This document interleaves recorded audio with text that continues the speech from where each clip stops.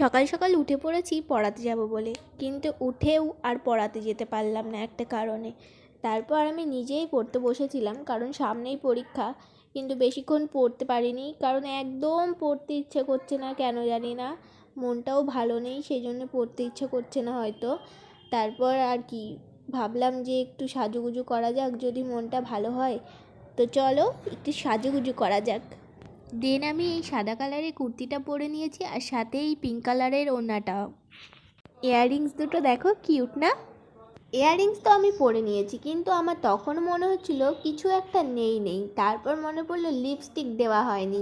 দিয়ে আমি লিপস্টিক নিলাম, আর একদমই হালকা করে লিপস্টিকটা দিয়েছিলাম। এই যে দেখো আমি লিপস্টিক পরছি, খুবই হালকা করে দিয়েছিলাম। তারপর তো মনে হলো যাক, এবার লুকটা কমপ্লিট হয়েছে। আর তোমরা আমায় জানিও যে আমার ফাইনাল লুকে আমাকে কেমন লাগছে। এই যে আমার ফাইনাল লুক।